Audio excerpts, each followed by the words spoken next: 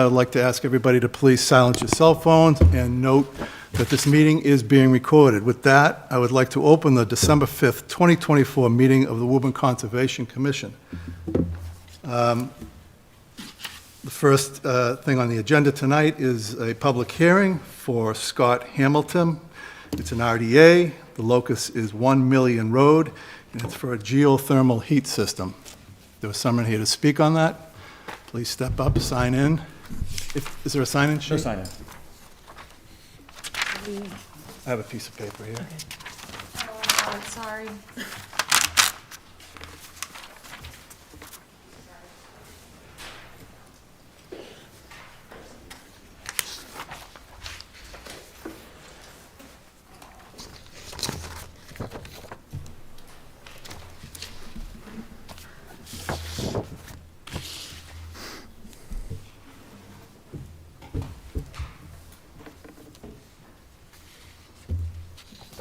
Okay. Hi. Yes, my name is Scott Hamilton. I'm the property owner. I did the submission of the RDA. So it's a request for determination of applicability for a ground source geothermal heat system that we're using to replace our entire home heating system of oil. So as you can see on the map I submitted, it'll just be two boreholes in the front yard that are all just connected by a looping system. That'll all be buried about 4 to 5 feet underground when it's all finished, and it'll just enter the house through the front foundation, and then that will be pressure tested and then charged with a water, I assume, to be used for heat exchange with the ground for the heating source. Okay. Is that pretty much it? And I mean, any questions you have, I'm happy to. Okay. If anybody on the commission has a question for Mr. Hamilton? Well, I guess I can point out real quick. So this was actually requested by the committee from my NOI that we did back in October. Yep. For our addition to the house as well. Yep, correct. So. Yep. Anybody have any questions?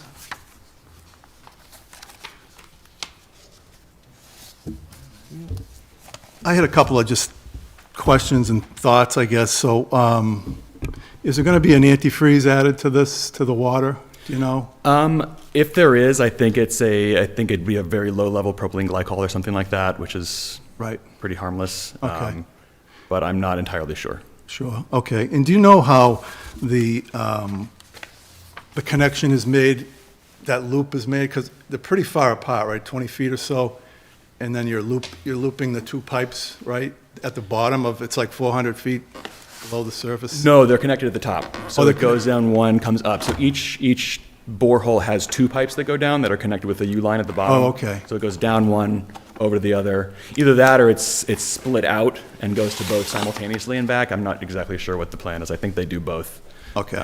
But yeah, the entire system would be one single loop that comes back to the house. Okay. And just another general question, I guess, curiosity, I guess, more than anything. Is it more efficient to heat the house or to cool it with this system, or Both. equal?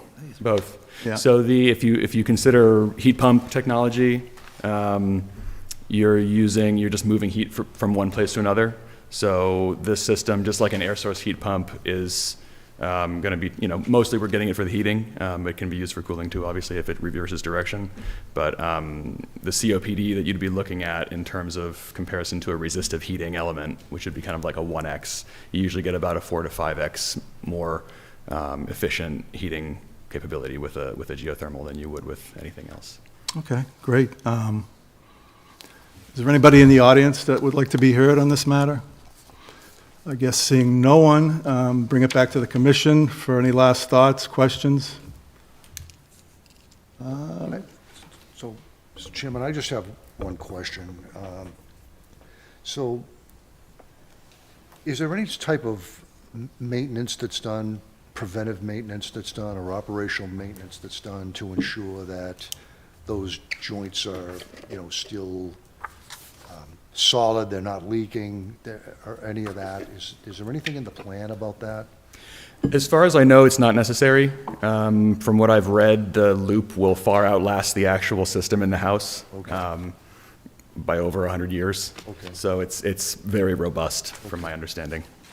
And it says in the, in B.2A, there'll be no wastewater discharge associated with the system's operation. Is that because there's no wastewater that's being utilized, or is there some way to, that you know that empirically that wastewater won't get, there's no chance of infiltrating into the wetland area? There's just no wastewater. It's a single loop, so the water goes from the house in the loop and then back to the house. That's it. Yep, that's it. There are systems that will use water exchange with the body of water. Yeah, that's- or a well, but that's not what this is. This is Okay. completely closed up. Okay, I was a little confused on which system, which method it was, or which process it was. Yeah, Okay. it's completely closed. Okay, Yep. perfect, thank you. Any other questions? So would it be our intent to close the public hearing tonight? Yes. Mr. Chairman, I'll make that motion. We close the public hearing. Second. We have a motion and a second. All in favor? Aye. Aye. Aye. Any abstentions? Any objections? 4-0, that passes. Thank you. Thank you very much. Excuse me. -3? Oh, she wants to go -3. She wants us to propose a -3. She wants us to propose it? Okay.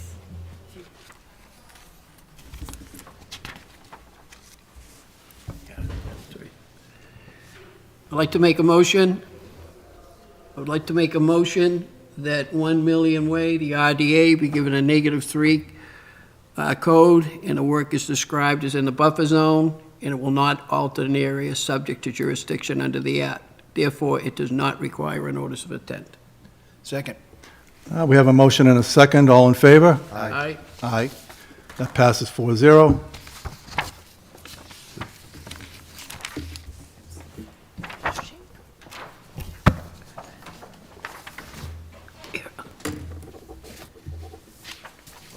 I'm Jerry.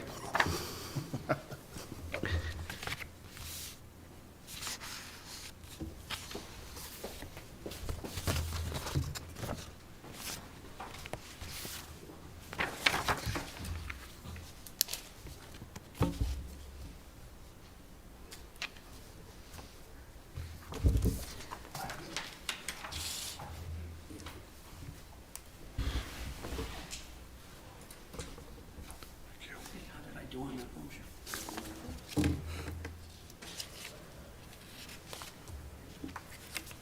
There you go. All right. Thank you. Okay, so next on tonight's agenda, we have an informal discussion from Claire O'Neill, President of I'm sorry, Earthwise. Mr. Oh, I'm sorry, Acting yes. Chair. Excuse me, We yes. do need to continue the hearing for 83 Commerce Way. The applicant has asked that it be continued to January 23rd, 2025, so we will need a motion and a second to do that. Okay, so can I get a motion to continue the public hearing for 83 Commerce Way LLC, TJX Company, Notice of Intent, DEP number 348-871. I'll make that motion. Second. We have a motion and a second. All in favor? Aye. Aye. 4 in favor, none against. Next on our agenda is an informal discussion from Claire O'Neill, President of Earthwise Aware, Inc., regarding vernal pools in the conservation area at Horn Pond. All right, so I made a request to obtain a permit to document about 5 vernal pools at Horn Pond, in the Horn Pond area. And this presentation here is to support this request and to answer any question that you may have. I sent on the 21st, I sent a handout that I assume you all got. So I am, so here it's about, safeguarding habitat and advancing conservation in the area. We have a vernal pool and threatened species program at Earthwise Aware, so that you're going to see a little slice of it. Apology for my accent. You can hear I'm not from here, I'm from France, so beware. So I'm Claire O'Neill. I'm the co-founder of Earthwise Aware. I'm also the director of the Biodiversity and Climate Participatory Science Program at Earthwise Aware. Note that I'm also co-chair of the working group, ethics working group at the Association for Advancing Participatory Science, which is a national group. I'm mentioning that because we talk about ethics, and there is a slide about ethics here. So I don't know what is your knowledge, but vernal pool, just in a nutshell, and so that we have the same base here, are seasonal temporary wetland that support unique and sensitive type of wildlife. The key feature usually is that it floods in spring and dry in the summer. Although it's not necessary, you might have some that are fed by underground water. The thing that is really important is the lack of fish, because it allows somehow to have some critters that can use the vernal pool seasonally, part of the year or the entire year. So this is very important safe breeding habitat for amphibians and a whole class of invertebrates. They are biodiversity hotspots. They are home to species like salamanders in general and wood frogs, and certainly for us, marble salamander, and I'll talk a little bit more about that, and the endangered Blendon turtles. This is fairy shrimp, super small, hexapod there, and then here is a marble salamander. This is your typical vernal pool here. You can see that it's in spring. There is a certain level of depth, and you can see that there is structure here for laying eggs, for example, for salamander and wood frogs. This is usually what we are after when we want to document vernal pool. I'll explain a little bit more later. The reason for protecting vernal pool is, well, first, let me step back and tell you who we are. We are scientific naturalists, and we help address the many challenges that urban spaces face. We are known for our participatory science program, which focuses on biodiversity and climate sciences. As a matter of fact, we have more than 500,000, close to 1 million now, ecological data points out there about our region. We work with partners such as the Department of Conservation and Recreation, local municipalities. I'm from Somerville, so I work closely with the city of Somerville, and nonprofits like, for example, the Friends of Horn Pond, the Friends of the Fells, etc.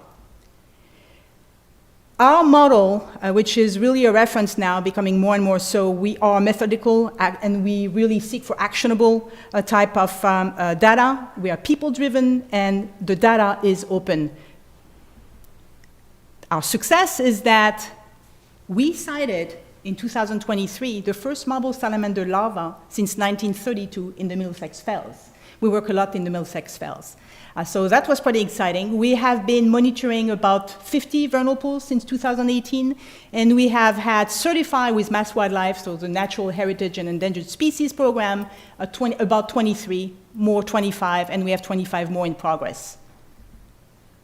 This is our marble salamander here, larva, that we spotted during one of our biodiversity walks, right? So very small. This is something like that, roughly, if you look at my hand this time, just there.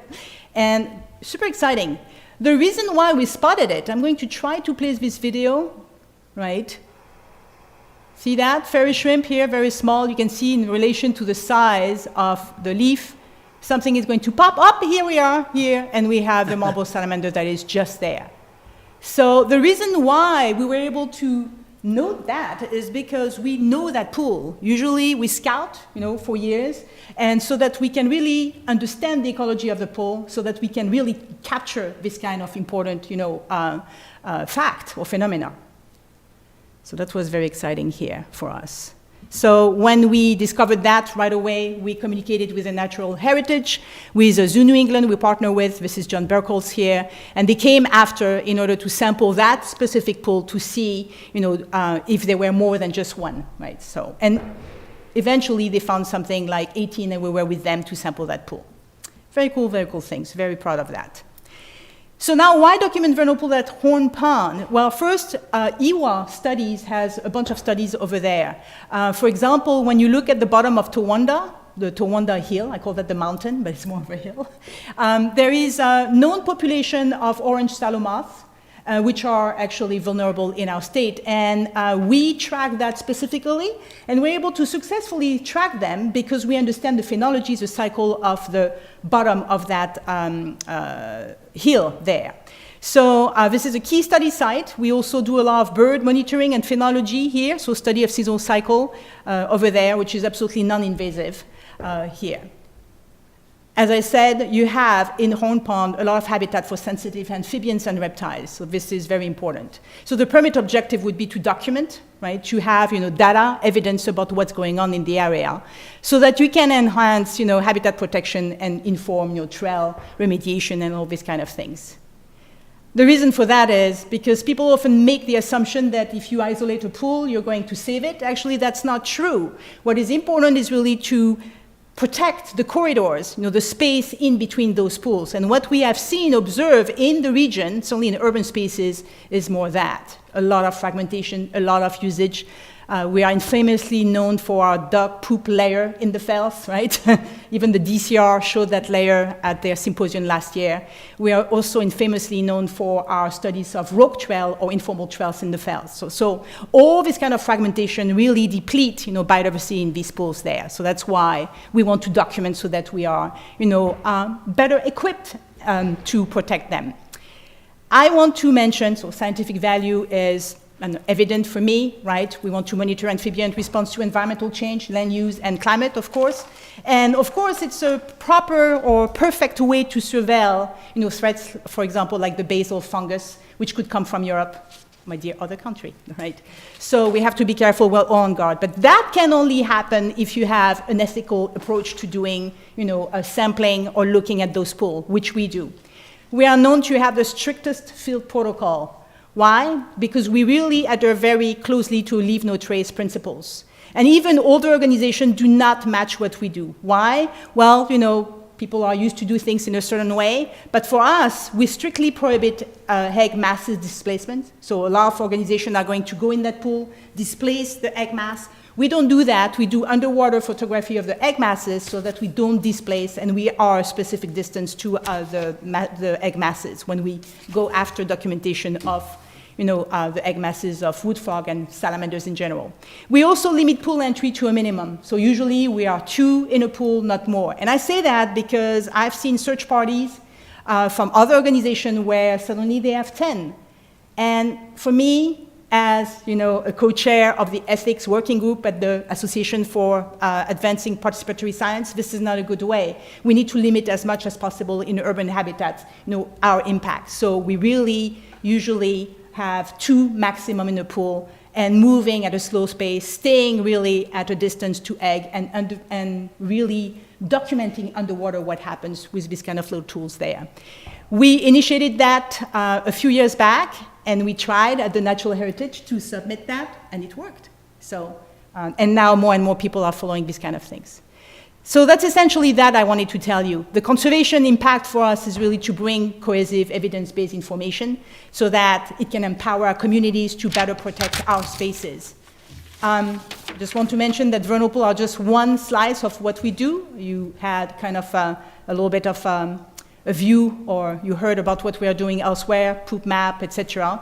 And for us, it's about providing legal protection under the Natural Heritage and Endangered Species Program so that we can better, other organizations, better manage the trail, remediate the trail, restore area. And on top of that, because of our data, the way that we deal with our data, open, right? So it helps other agencies or organizations to consolidate, different layers, data layers across the different ecosystems there. This is just the way that we work. Our data. I'm a statistician, by the way. I'm a data specialist. And here we do a lot of mapping as well, GIS work.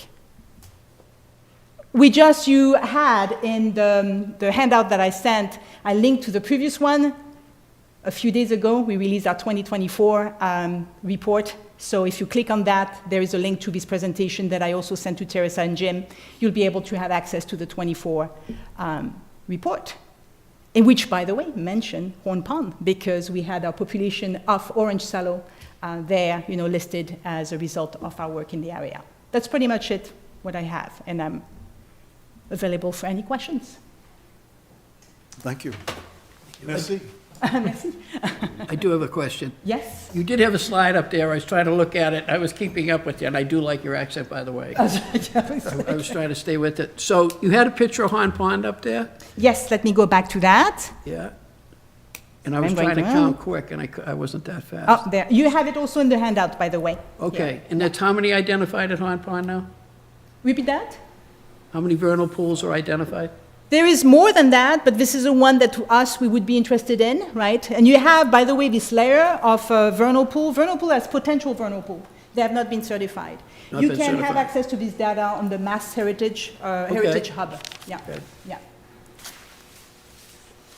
So, and I saw Blanding Turtle is one of the things up there. Didn't we just have a Blanding Turtle in Woburn? So us, we don't look for blending specifically, we look more for the vernal pool. But Right. because when we document the vernal pool, we look also at the population of plants, etc. If there is a blending turtle that pass by, Yeah. we're going to definitely record it, right? So there is no doubt about that. I understand. Right? Yeah. Thank you. I had a couple questions. So while you're doing this work, you're not going to be removing, any vegetation, any animal life, everything stays Yep. where it is, right? Because It's in a our leaf. our ordinance wouldn't allow for that. Yeah, Okay. yeah, exactly. Okay. And then as far as the potential vernal pools, are you sure, or do we know that all of them are on conservation land property, like the Conservation Commission-owned property? I think so. I discussed with Jim a little bit. I think that those 5 specifically are not private, right? If I'm correct. So this one, that's why I picked this ones because it looks like they are on conservation land only. Or the Horn Pond, reservation here, right? Right, so there is public property at Horn Pond, some of which is under the Conservation Commission. Yep, Some yep. is under the Water Department, some is under Recreation, some is just generally under the city. Yep. So the commission could only really give permission for the property that it controls. Exactly. So that's why we isolated. I looked at the map, right, and So it I'm looks not like. sure, like the number 1, not sure exactly where that is. I don't know that that's on conservation property. Okay, so we Probably- can look and probably dig wanna verify deeper. that. We can verify on this one, right? Because us, we're not interested in making wave. We just want, there is enough work there with the 4 others. Let's say that this one is out of the game. sounds like it. I mean, there are still other 4 to work on, right? So we'll dig there. And I think that would be, so there wouldn't be if the commission was amenable to the project, there wouldn't be a permit issued, we'd just be giving you permission to Yep. do the work. Which is fine. And usually the way we operate at Earthwise Aware, we're known for our reports, right? Because we like to give back to the community, and we think it's important to have that as an open access.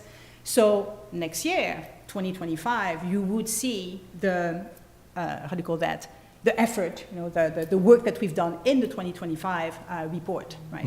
So. And when do you think that this work would begin? Usually in spring. So if we go after spotted salamander, their breeding period is in spring, right? We look a little bit in the fall as well, just in case there are marble salamanders. But we're going to first focus on the spring, right, and the spotted salamander as well as the wood frogs, right? And then we'll see on the edge of this vernal pool if there is, potential habitat for marble salamander. The marble salamander, breeding period is not in the spring, it's more in the fall, right? So, and we just, will scout just to see if there is potential for marble salamander there, right? That makes Okay. sense, what I say? It does. Now, if in a year like this year, some of those potential vernal pools did not have any water in them in the fall, that would be a problem for the Yes. marble salamander, right? And that would be as well documented, because this is an impact of climate change throughout our land use, right? So, and I think this kind of data is very important to see and to follow these potential pools to see, are they viable or are they out of viability now, right? So I think knowing what we have in this space, this landscape, is very important for the Horn Pond area itself. Yeah. All right, thank you. I did have a question, and, well, I do have a comment. I think anytime we can have knowledge and more knowledge of what we actually have there, I think is important. So I think this is a great project. That being said, I did have a question on, as far as initiation, are we going to go one pool at a time? Do you have a team, or are we going to do all 5? So what will happen in spring, depending also of our herpetologists, we have participatory herpetologist, wonderful one, as well as Matt Gage. He wrote, he's a herpetologist from the Museum of Comparative Zoology at Harvard as well. So what will happen is we'll see which one is the most viable. And nature being nature, you don't know if you're going to see a pool or not, right? So in spring, depend on what will happen this winter. Okay. So we'll take the most viable. We might do 1 or 2, right? And we'll scout. So we'll scout around, right? And then we'll decide, okay, it looks like very promising, we'll go, and we'll go in, right? And what's the average length of time for each study, for each pool? Is It all depends, because they are tough, they are temperamental, these vernal pools, right? So sometimes they work, sometimes they don't work. So in the fells, we work a lot in the fells, and sometimes the pool is not there, or the pool has nothing in it, because what makes really a vernal pool is what lives in it, right? So I've been to a pool where at some point we had an egg mass, but that was not enough to have it certified, and then 3 years with nothing, right? So we wait, we look at the pool, the dynamic of the pool, and then we try to maximize, right, the opportunity, of course, to cite, this wood frog or salamanders. The point being that I don't have an answer about, it's going to be done next year. We have no idea. Okay. Hopefully it's going to be done in a reasonable time, because we want us to certify as most as possible and document as most as possible, so that, we have the data and we're better equipped, right? So, Okay, great, thank you. good? I mean, unless does Jim, do you have any questions, or are you good? No, I'm fine. Okay. I've heard You're this. well aware of I've- what's yes. going on here. I am well aware. Thank you. Thank So you. I just, so you'll keep us apprised, I guess, of where you are, the timetable maybe? I mean, I think that the commission is granting the permission to, Okay, yep. to do the work on Yep. the land that we own. Yep. You know what I mean? Yeah, But- we'll double check on number one, right? And then, yes, definitely we'll keep, if there is a point of contact to a specific person besides Jim, because we are working on other things, Jim and I, tell me, and I'll be glad to have definitely that person or the point of contact in the loop, right? Even inviting you to join, just to see. Sure. From the edge, right? That would be What's happening. perfect. Yeah. Yeah, okay, Great. great. Thank All you. right, thank you so much. You're most welcome. Thank you. Thank you.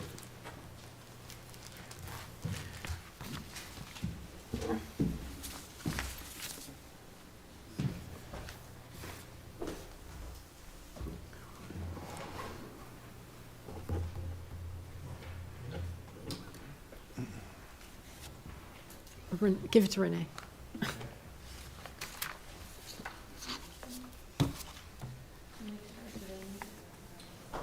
We can use it, or we can do the boards, whatever. We have a laptop or Oh, let them use it. Leave it on. Go on, it's better.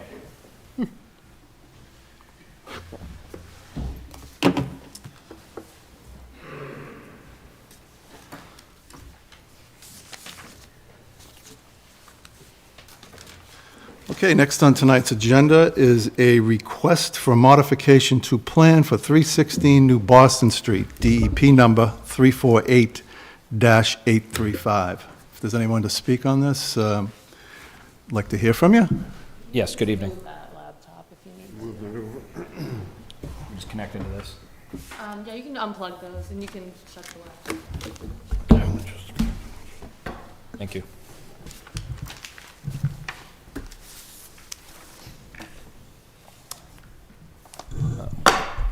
For the record, my name is Chris Lucas with Lucas Environmental, the professional wetland scientist and registered soil scientist on the project. As Brian's getting that up. We're here for 316 New Boston Street, Mass DEP file number 3480835. The applicant's FRH Realty LLC, care of Fairfield Residential. This project's got quite a bit of history before this board. Thanks, Brian.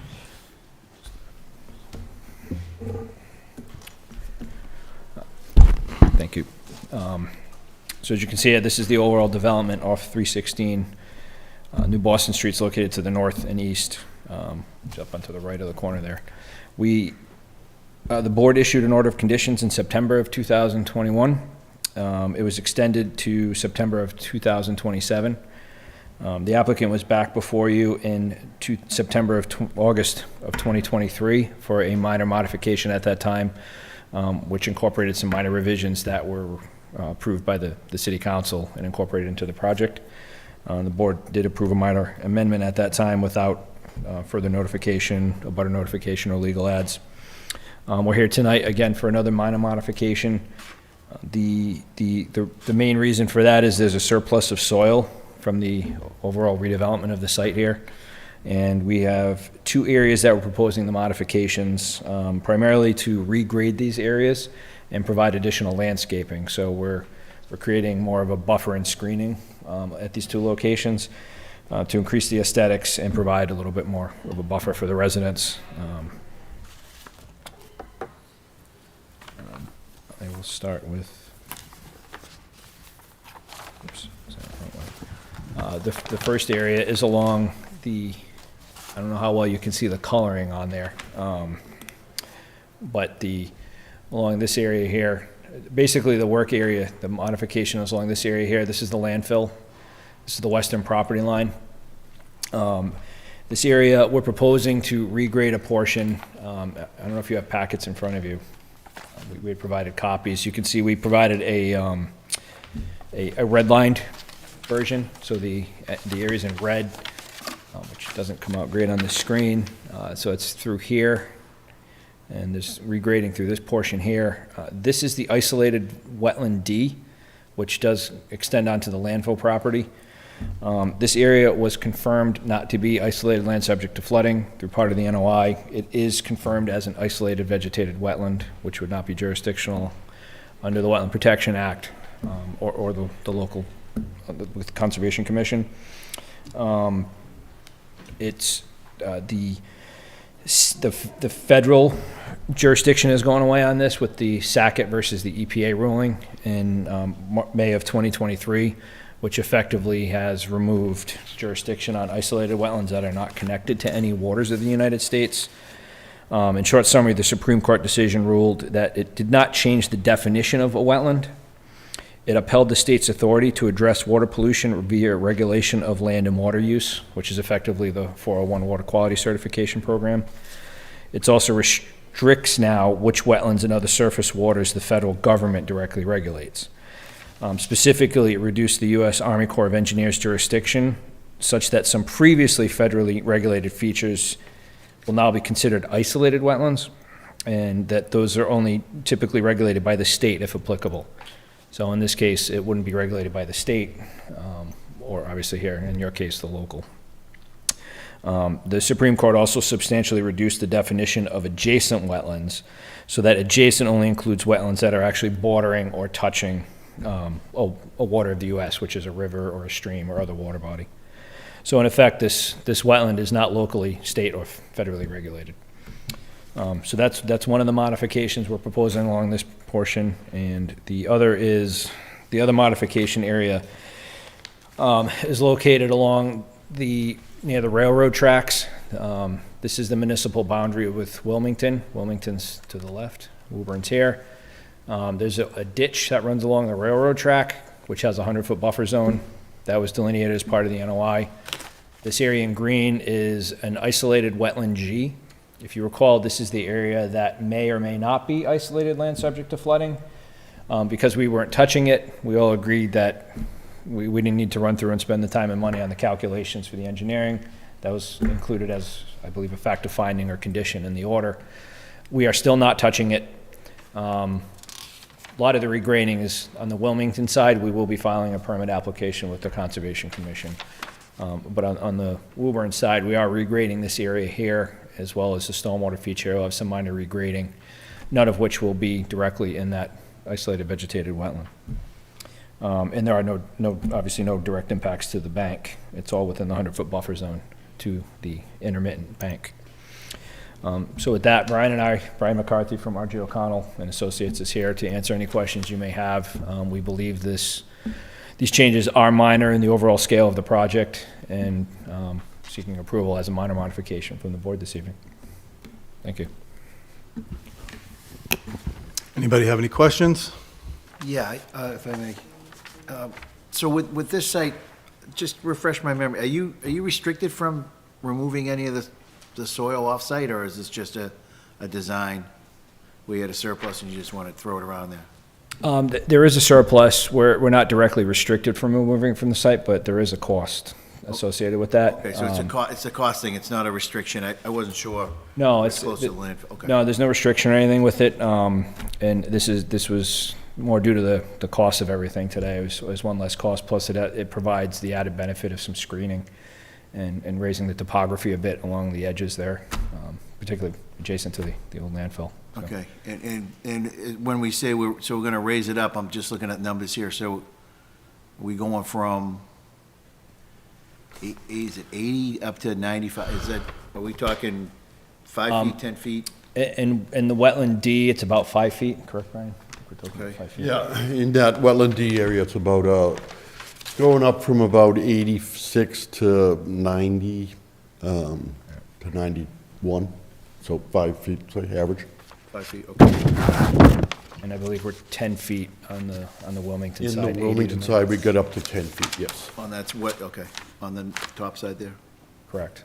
Yeah, it's about 80 feet down at the toe, and it's about 90 feet at the plateau here. Okay, thanks. Thank you.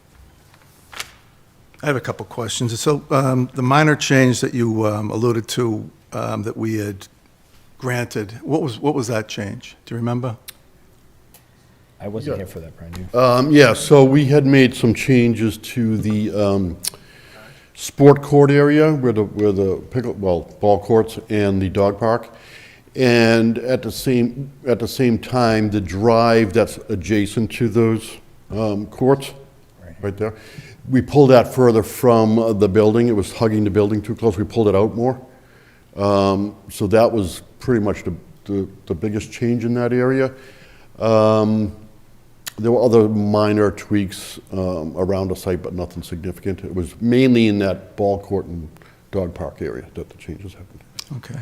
Well, in my opinion, this should be really, you should be seeking an amendment, and there's a good amount of grading that's going on. You know, you're going to be changing some drainage characteristics out there. I am not in favor of filling in the isolated, whether we, you know, it's up to us now. We've already issued the order, so, you know, if you don't like what my thought would be not to fill that, then you could always, you know, file a new notice. But I am not for filling in that isolated wetland. I don't really have any problems with the others, but again, I really think that this request, you know, deserves to be taken as looking for an amendment to the conditions issued previously. That's my thought. We understand. I know it's a challenge with the project. We looked at it as a minor modification. There is a bit of grading being done, but there's already, aside from wetland D, the IBW, there's a lot of grading occurring there. We're just raising it up higher. There's no new impervious, no significant drainage changes. You know, so, you know, if that's how the board all feels, we can file a formal amendment. We felt it was a minor modification. Regarding the filling of isolated wetland D, you know, whether we file a new NOI or an amendment, if that's the board's choice, it's still not jurisdictional. Correct. So, Yep. you know, I don't feel that would need a new notice of intent. I think that could be handled under the amendment.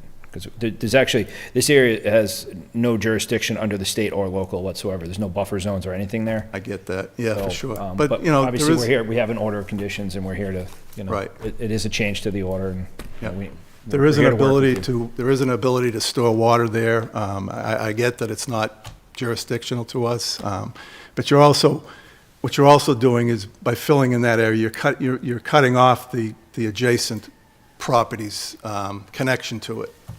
Well, so as I understand it, Brian can correct me if I'm wrong. Let me just go over and see. The isolated wetlands in this vicinity is right here. There's still a swale-like feature here that any water coming through here will connect down, correct, Brian? Yeah, it goes kind of both ways. So as you come down off the landfill, as you come down that slope, there's actually swales built into the slope at various heights that collect water as it come down and send it both directions, actually. At the bottom, near the wetland here, there's a swale that heads northerly from this, in the northerly direction. But on your property, you're going to be filling in the wetland and then coming towards the, you know, it's being filled, and there's a hill that, it's going to be a slope that goes down to the adjacent property, right? So we're not, It comes down from the landfill towards this property, and then on our side, in the original condition, it came down and kind of flattened out. and there was a little rise back up into our property.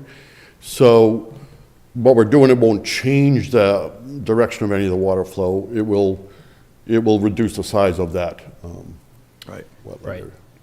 This was a question I raised when we were first approached to discuss this, this is obviously a low area, it's collecting water.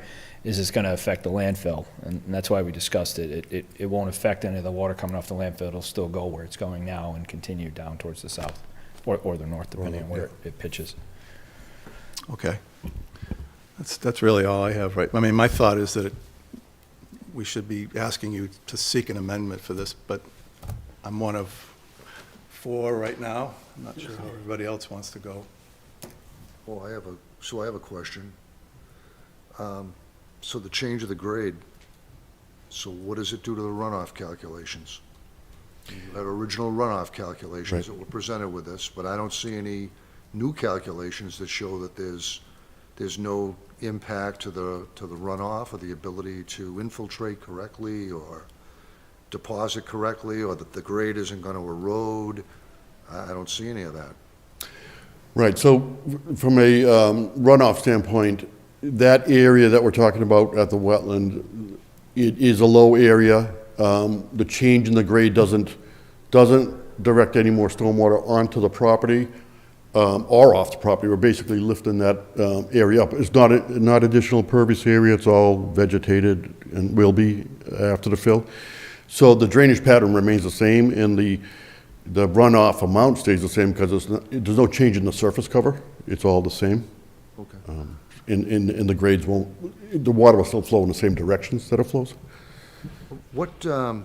So what is being planted on, what's being planted on it? And I apologize because I wasn't on the commission back when this was originally put in as a notice of intent back in the day. So what is actually on this grade? What are you planting on that?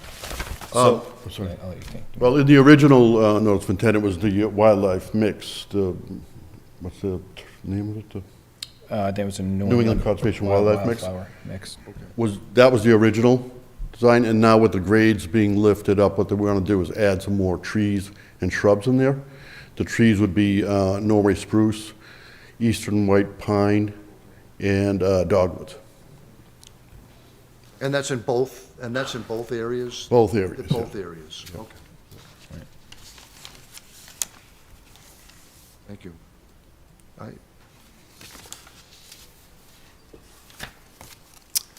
So I don't know, how does the commission wish to proceed? Do we want an amendment? Do we want an amendment, or or a request for an amendment, or are we willing to allow the change? I don't think it's a minor change. I mean, the DEP puts out a, discussion about what would allow for even an amendment, and that's like, and I'll just read it, to allow for the smooth operation of the permitting procedure and to avoid unnecessary and unproductive duplication of regulatory effort after a final order of conditions has been issued, the department recognizes that it would not be reasonable to require a complete filing of the notice of intent when the changes sought in the final order of conditions are relatively minor and will have unchanged or less impact, which potentially this is, on the interest protected by the act. So they're talking about some minor changes, but they're asking us to seek amendments from the applicants. Right. Or and- requested amendments. No, understood. Looking at the, when you look at this, it's, if this was all buffer zone, 100% buffer zone and untouched, I would agree. We would have come forward immediately with an amendment. But again, this entire area is completely outside all jurisdiction. Understanding there is an isolated wetland there, but it's not jurisdictional, which is the main, even federally now. And then this area here, again, they're just reworking some of a swale in an existing disturbed area, and we're regrading in an area that's being worked over as part of the construction now.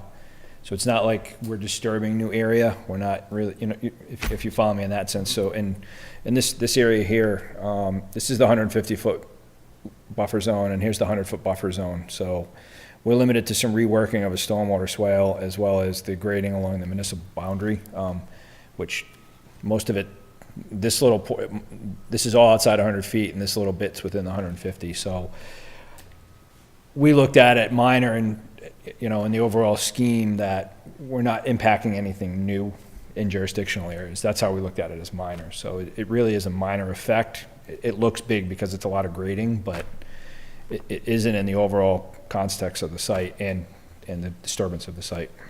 So that's how we looked at it. We understand different opinions, and we want to work with the board, but we do feel it is minor overall. And if you feel otherwise, we can file an amendment if needed. We'd prefer to move along, but we understand. We understand your position.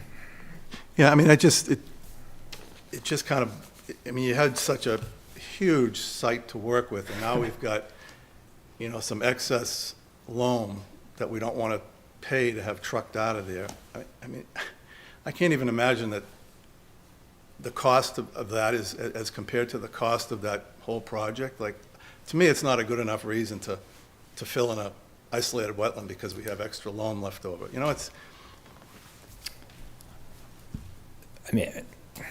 I hear you. I guess the first step is, would the board accept it as a minor modification? And if not, it's amendment. If you want us to file an amendment, we'd like to poll the board tonight if you would allow the work. Obviously, we don't want to file an amendment if you're not going to approve it. Or at least the applicant would like to know before. If I may, I'd echo Commissioner Lonis's statements. I'd feel more comfortable with amendment. I do have, and I know it's not jurisdictional, but I would feel better if we weren't around that isolated wetland. And again, I understand that we don't have much to say, but it's, for me, it's just, I think it's there for a reason. And like Commissioner Lonis said, it does hold water. And I just feel if we're gonna, I don't see how we're not changing if you're gonna fill it in. It's gotta go somewhere. So it's gonna end up, I know you're saying it's gonna go south, and you guys are the experts. I would feel, me personally, I can't speak for the board, but I feel personally if we rework that area, I'd be more amenable to going along with an amendment. Well, so I'm in favor of an amendment, and I have to tell you that I'm really not in favor of filling in that that vegetated wetland. I'm really not. I have to agree with my fellow commissioners on this, but, and it, again, it may not be jurisdictional, but the fact of the matter is that in the original plan, it wasn't being filled in for a reason, and now it is. I'm not really in favor of it. I don't think it's a minor modification. I'd rather see an amendment. I think it's the right way to go. That's just my opinion. Thanks. Well, I think you have 3 out of 4 of us. 4 out of 4. 4 out of 4. There you go. So, All right, so we hear you on the amendment. We can file that, but it sounds like there's not much favor for filling that wetland. it'd be wonderful if you didn't fill that wetland, for me. If we could avoid, come up with something to avoid it. And again, I understand it's cost and different things, but like fellow commissioner said, we left it out there for a reason originally. And I just don't feel comfortable with it. Well, we can look at Take a look at options. it. Yeah, we'll look at options to avoid, we'll look at options to Appreciate avoid it. it. Yep. All right, thank you, appreciate that. Thank you. And I'm just curious if you have an idea of timing in terms of Wilmington? Like when you're planning to? We've been over there? coordinating with them for several weeks about if an RDA versus an NOI would be appropriate, and we're still coordinating on that avenue. I believe we're just going to move forward with a request and file it with the next deadline. I have to check their schedule. All right, would you keep us apprised as to what the status is with that? Sure. Thank you. We will. Yeah, so for the amendment, I imagine we would just repackage this and notify abutters and work with Teresa for the legal ad. Yes, so the office will prepare a legal notice, and then we'll have you billed for it, or your client. And And yes, you would need to notify abutters. If you are changing the plan, obviously you want to submit that and whatever other information you'd like to submit. Right. Since the materials we submitted to you, is that we submitted full-size sheets. I'll coordinate with you offline on that. Okay. But I mean, if you're asking in terms of size, it's a good opportunity to see from the commission members, are you all good with the smaller Yeah. size for the purpose of Yes. this type of review? So I think the commission members are fine with the smaller size. Okay. For me, I'd like one larger set and also the smaller one Okay. for the file. And you should have received the hard copy for this. We sent a package. Yes. Right, so Yes, I it did. would be the same package. We'll just formalize it into an amendment request. I'll change the cover letter. that way. Okay, and- Rather than recopying everything, is that okay with you? But the commission, what I just heard from the commission is that they're not in favor of filling the isolated wetlands, so you That's still right. want to If we leave it. were, Yeah, right, if we have you're to right, change yeah. it, yeah. Okay, You're right, I'm sorry. okay. Been a long week. Understand. Okay, thank you. Thanks. Thank you for your time. Thank you. Thank you very much. Did they both sign it, Jerry? Oh, I'm sorry, but did you both sign in there, just? Yep, Okay, yep. thank you. Thank you. No choice. No choice.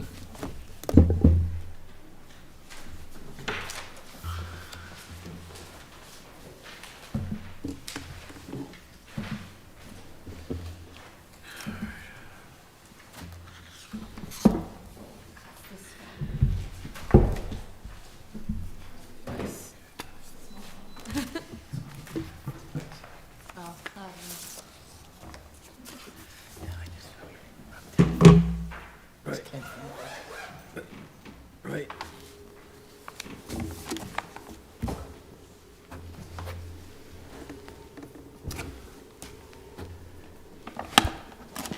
Okay, next on tonight's agenda is we have a request for reduction of inspections to quarterly. Compliance update, Delaney at the Vale, DEP number 348-826. So, Mr. Acting Chair, I had requested that VHB attend tonight's meeting because the commission had wanted an update on the slope, the rocky slope. And I did hear back from VHB today that they were unable to attend tonight. So they did say that they would like to come into the first meeting in January to talk about, with some ideas on the slope. But they did ask that the commission still consider their request for the reduction of reports to quarterly. So that's the update. So it would be my opinion that we take both matters on at the same time. When they want to come in and talk about what they want to do to the slope, then we'll consider. That's just what I think. That would be the time to consider, going to a quarterly inspections. I totally agree. That's what I was going to say. It's premature. We'll do them both at the same time. We lose our leverage if we do that. Yeah, we didn't have any, I don't believe there's any surety for this project, which has surprised me. I did look at the order of conditions, so this kind of we do have a little leverage by, having them do inspections. But that's my thought. Steve, you're in the same ballpark, Yes, Kevin? yeah. I absolutely agree. I'm more in favor of moving it to quarterly. I feel like they've been pretty compliant all the way through this. I know that slope is an issue, but I don't believe that's all VHB. I believe, is it Leggett, is somebody else involved in that property, that? They're responsible for that They're particular responsible. slope, yeah. So I do want to have a discussion as where we go for that. But, I don't think it would hurt if we continued it one more, clearly it looks like that's the, Rather wait. So the commission has actually already reduced it. It was, I think they were, weekly inspections, and the commission did reduce it from weekly to monthly. I did actually just receive the one for November, so really there would only be one more inspection, which is December, until they come in early January. So I don't think it's that much of a burden for them to do another report and then come in January. Right. So I think That's that's reasonable. Right, and I think that's obviously an excellent point. We've already gone back once and given one, so I feel better about staying pat. Okay, so we'll continue it with monthly until we, Yep. until we receive some sort of plan to deal with that slope.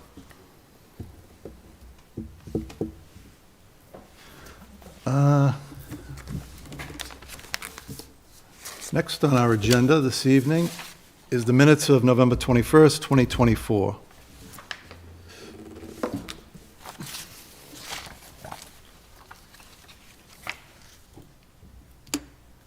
I didn't have any problems. I read through the minutes, I didn't find any corrections. I thought these are fine. All good. Mr. Chairman, I'll make a motion that we accept the meeting minutes for November 21st as drafted. Second. We have a motion to accept and a second. All in favor? Aye. Aye. Aye. 4 in favor, none opposed. Next on the agenda is permission for tree removal and pruning at 16 South Bedford Street. So we have been at this site probably, at least a couple times, and we've allowed for some pruning down there. I think we should probably do a site walk, just to see exactly what they want to do. As I said, I think we've allowed for some cutting and pruning in the past there, so just don't want them to get ahead of us and start taking everything down, but I don't think that's the plan. But I think it'd be a good idea to go out and take a look at it. I agree. I They agree they with put an excellent package together here, too, but it's still hard to tell when they're saying we want a silver maple out of a cluster of 5 trunks. I think it's safer to look at it than look at a picture and try to figure out what that means. I think we need to do a site visit. Yeah, I think we should do a site visit. I have to say, I'm really happy pleased that they submitted this.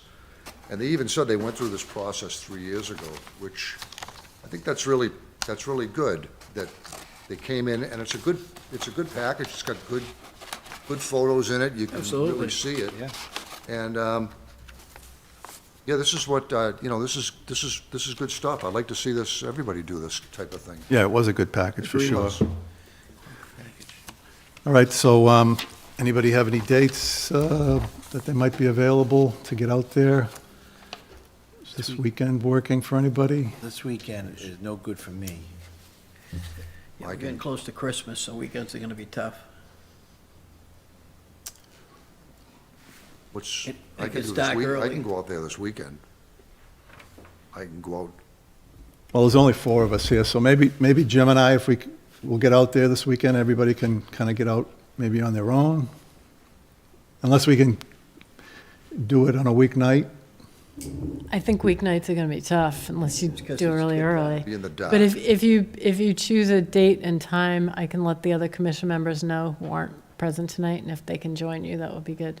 And Okay. We can also let the requester know as well. Okay, so maybe How about Saturday at 9 o'clock? Saturday, December 7th at 9 a.m. And I'll try to make it, so it's Saturday, 9 a.m., I'll see what happens.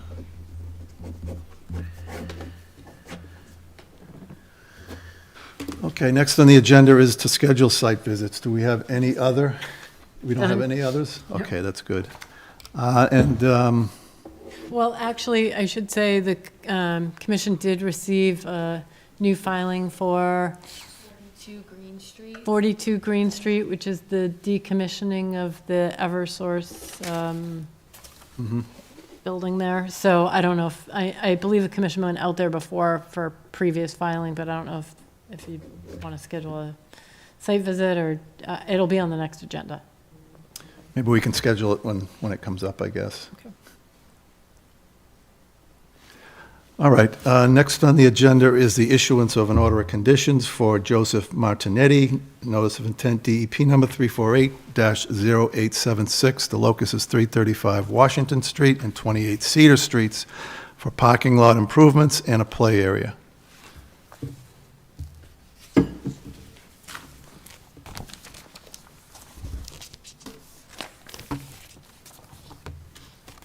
Has everybody had a chance to look at it and Any corrections, deletions, additions?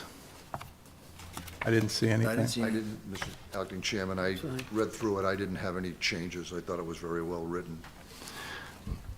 I appreciated the addition of the integrated pest management Absolutely. material. Yep.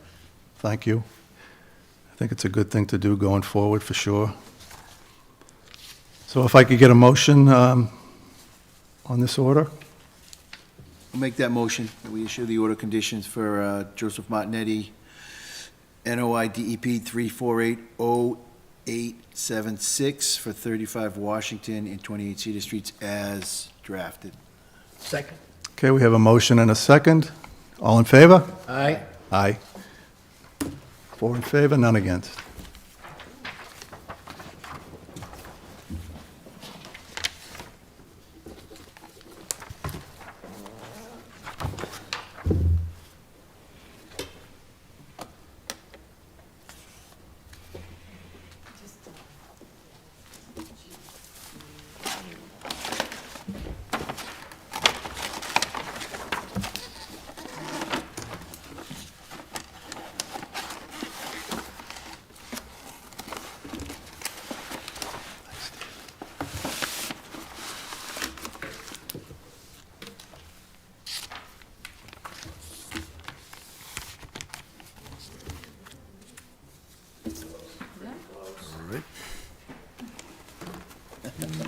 So I guess we have, it's not on the agenda, but we have one more business item, I guess, to attend to, and that would be the picking of a peer review for the car wash at 325 Montvale Avenue, file number 348-H78. We got one submittal, so I don't think we have too much of a choice, so it would be the Horsley Witten Group. So if I can get a motion to accept the peer review and retain the Horsley Witten Group as the peer reviewer for the project. Mr. Chairman, I'll make that motion that we accept the peer review from Horsley Witten Group for the 325 Montvale Ave. Second. Motion and a second, all in favor? Aye. Aye. 4 in favor, none against. And, Mr. Acting Chair, I'd just like to congratulate Commission Member Joyce. The mayor's office did receive and forwarded to me a letter from the MACC congratulating you on completing 8 units of the MACC Fundamentals Massachusetts Conservation Commission Members Training Program. So you did, I believe, receive a certificate. You should have a certificate of achievement for this accomplishment, so congratulations. I did, thank you very much. Great job, congratulations. I learned a lot. Sure. Mr. Congratulations to our fellow commissioner. Mr. Chairman, I would like to make a motion to adjourn. Second. We have a motion to adjourn in a second, all in favor? Aye. Aye. We are adjourned.